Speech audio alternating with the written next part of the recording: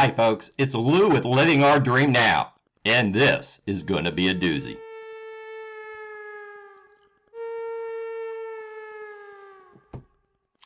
This video is really an extension of my previous video, Angels, Demons, and RVing. I'm not going to recap what happened in that video, the topics I covered, because I went into great detail. But suffice to say, something extraordinary happened to me that I relate in that video. And it had to do with seeing the light. And when I'll tell you folks, when people say, I saw the light, they're not talking about a light bulb going off. So I had another experience. You know, I went over 60 years on this earth and never experienced the light. And my previous video pretty much revolves around my hospital stay and what happened in the hospital. And I was admitted to the hospital on October 7th, 2023. And in that hospital bed is where I saw the light. Well, it's happened again, folks. I'm recording this video on September 23rd, 2024. Not even a year since that experience. And I have yet again, for the second time in my life, experienced the light. So that's what this video is about. And it's really an extension of that previous video. This is unscripted, but there's some important stuff that I want to get across. I felt compelled to make this video. Some may be a little upset over the content of this video, but again, the reason why I'm making this video and the information I'm delivering just compels me to make the video. So we're going to start with the passing of my mother. My mother passed away in July of 2023. And on the day we buried my mother is when I experienced the light for the second time in my life. And it was a very personal experience, and I don't want to relate the specifics here in this video, but suffice to say, I was filled with that light. It wasn't as powerful as the light that I described in my Angels, Demons, and RVing video, but I immediately recognized this light. It was a euphoric feeling, and even with my eyes closed, I was totally enveloped in this light. And again, this occurred the day we buried my mother. So that was a very long day. We woke up in a hotel. My mom and dad live in Wheeling, West Virginia. That's our hometown. And we start out departing the hotel. We go to the funeral home. We go from there, and we have a Catholic Mass in Warwood, West Virginia. And then we go from there to the cemetery. And there was a family gathering afterward. It was a very long day. And then we have a 2-hour drive back home. So I'm still not fully recovered from what happened to me in the latter part of 2023. I mean, I can do stuff, but I'm not 100%, folks. I used to be able to strap on a 40-pound backpack and go backpacking, backpack for 20 miles in a day, and I can't do that anymore. So I'm not 100%, but I am functional. I can get out there and RV.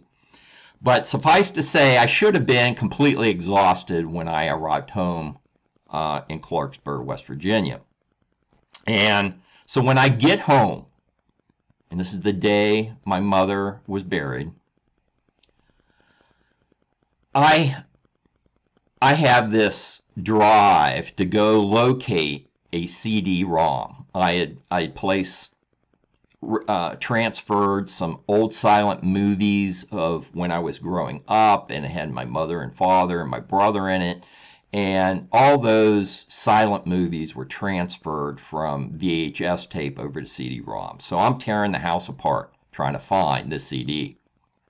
And 3 hours, for 3 hours solid, I look at a very rapid pace through every place that I can figure out where that CD might be, and I can't find that CD. So I get up on a bookcase to see what's up on top of the bookcase, and I'm moving too fast to take time to go get a step stool. So I stand on the bottom run of the bookcase, and I'm stretching, trying to see what's on top of the bookcase, and I got my hands up there trying to feel around, and the bookcase starts to rock back and forth because my feet are on the bottom shelf of the bookcase. And I get smacked in the head by a book, and the book falls to my feet, and I look down, and this book is what smacked me in the head. And it's entitled Imagine Heaven by John Burke. Imagine Heaven. Now, this book, I'm sure, I don't recall when, it had been years prior, that book was undoubtedly given to me by my mother. There was no note in the book, no indication of who it was from, but my mother's the only one that would have sent me that book. And I never cracked it. Never even recognized that it was there. Don't know how I got it. Maybe she mailed it to me. Maybe there was a note or something in a card, but there was nothing with it. And anyhow, Imagine Heaven is the name of the book. And it's about near-death experiences, God's promises, and the exhilarating future that awaits you. Imagine Heaven. So what's the probability, folks? The second time in my entire life that I am visited by this light. And the light just, it's really indescribable. It's like total love. I described it in my previous video as a euphoric feeling, but it is something that you'll never, if you experience that light, that is something you will never forget. And so the second time it happened, it wasn't as powerful as the first, but it was that same light. And so I read that book from cover to cover. Now, it's probably been 20 years since I've read a book. I'm not kidding. It's probably been 20 years since I've read a book. But because of that sequence of events,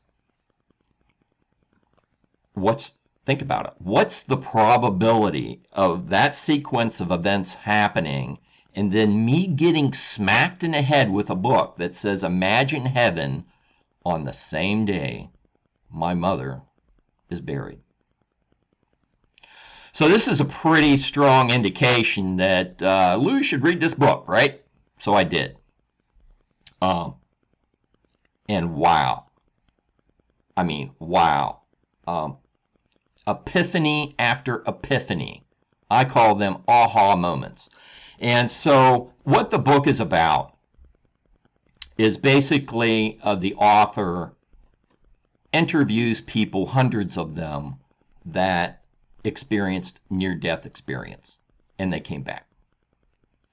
And drawing correlations, similarities between those experiences. So I don't want this to be a long video. There's lots of detail in that book, but again, epiphany after epiphany. And I'm going to give you some of the takeaways here. So this child, I made a few notes, so I don't want to skip these important parts. So a child dies, okay? And the child's in the hospital, and the child passes away, and the mother and father's there. The child goes to heaven. This is a young girl, 7 years old. And there's a process. I'm skipping lots, but she winds up in heaven, or at the gates of heaven. And she's greeted by a family member, and the family member is her older sister. And the sister appears to her as the same age. Now, there are many things that are explained in this book, but I'll just briefly cover a few. Heaven is like multidimensional, so many things can be occurring at one time. And so at the very instant that the child passes away, the relative that's in heaven instantly knows that they're there, and they come to greet them. So the girl ends up being revived, and she comes to, and the mother and father are there, and she says, I met my sister, and while I was in heaven. And the mother or the father, I forget which one, says, you only have one sister, and she's been here the whole time. And the little girl says, no, I'm talking about my other sister. And then the mother says, well, you don't have another sister. And so the mother asks, what was your sister's name? And the little girl says, well, I asked my sister that, and she said you didn't name her because she died in your tummy. Now, the mother and father never told their daughter about the mother's miscarriage. So now the author of the book, this is one of those epiphanies, right? So the author of the book kind of leaves it there. And the author of the book doesn't talk at all about the topic of abortion or losing, doesn't address that topic at all. But I make a connection here, okay? So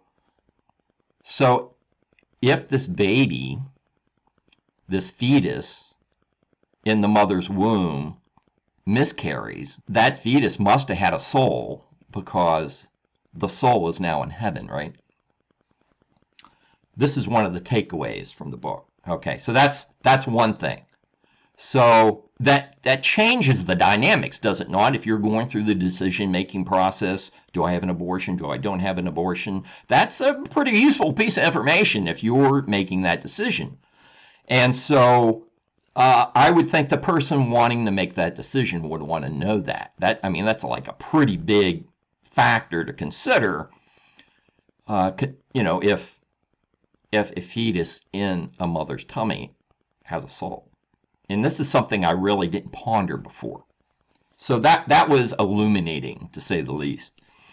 So another takeaway is, and this happens over and over again in these interviews that this author recounts in the book, Imagine Heaven, is a life review. And basically a life review. Now, remember, I said heaven is multidimensional. You have more senses. You feel things differently. You can be in multiple places at one time.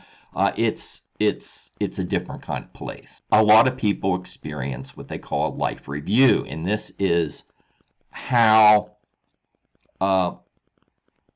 not only you perceive certain things that you've done in your life, and this has to do with people, how you treated people. It's a life review of how you treated people during your life on earth. So, not only is it a life review from your perspective, but what is different is simultaneously you not only see in this life review, which apparently occurs instantaneously, but you get the perspective of those that you affected by either your actions or inactions. So that was also very illuminating.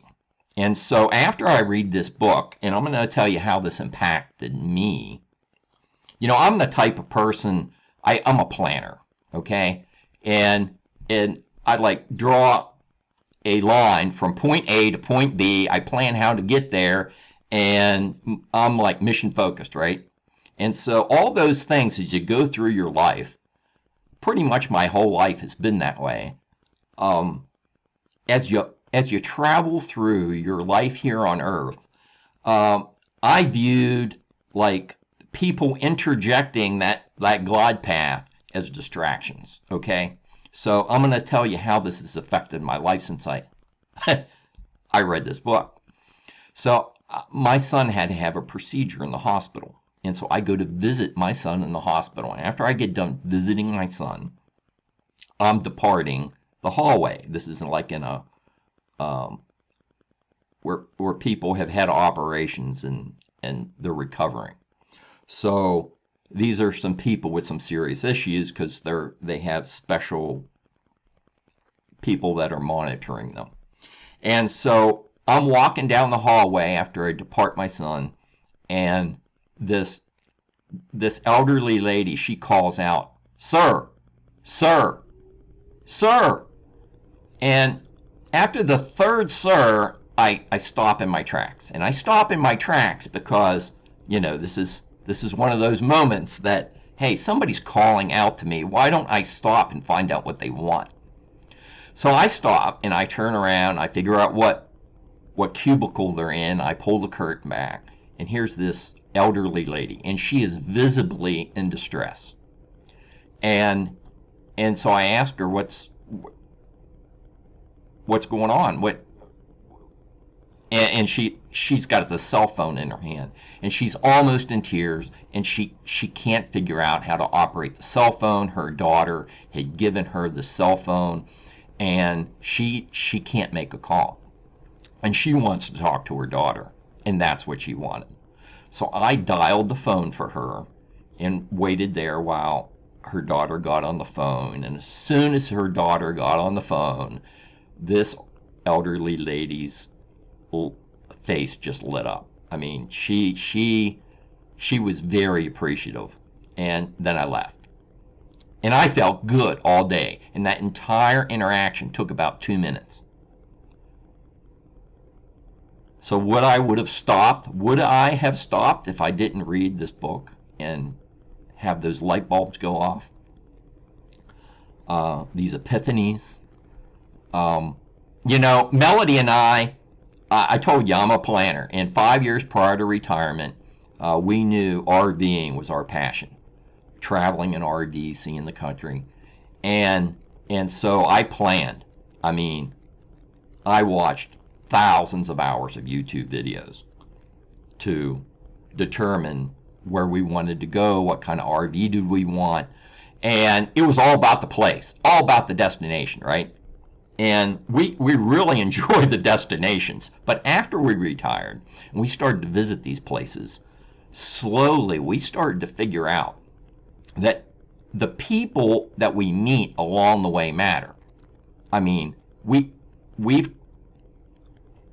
some of the people that we have met just at like one of our campfire socials or just talking to them in the campground, sometimes those interactions that we have with people that we meet along the way, they turn into something else. They turn into lasting friendships. And those interactions bring us so much joy, as much or more joy than traveling the country in our RV. So we just had a campfire social at Gettysburg Farm, and we got to meet a lot of people, and we get a lot of joy out of that, and that's why we do it. So one of the things that this book brings out is the life review. And the takeaway from that is there are two things that this book really brings out. One is having a relationship with the Lord Jesus Christ, because that's the only way you're going to get to heaven. And two, and I'm not a holy roller, folks, and I tell you that in the previous video, but I do pray every night since this experience. And it was shook me to my core. And if you haven't watched that video, Angels, Demons, and RVing, you'll watch that video. So the other takeaway is you're going to be judged on how you treated people while you're here on earth. So this book, Imagine Heaven, it has brought me joy because it gives you a glimpse at what heaven may be like. And the big takeaway is when our life here on earth ends, our life continues. It's just not here on earth. And it does talk about people that aren't going to heaven in that book. And that was also illuminating. So the book, folks, is Imagine Heaven by John Burke. I found it on Amazon. I bought 3 copies for different family members. I wrote a personal note inside and personally hand-delivered this book to at least 3 different family members so far. And you will not find this book on our Amazon storefront, but it is on Amazon and it's cheap.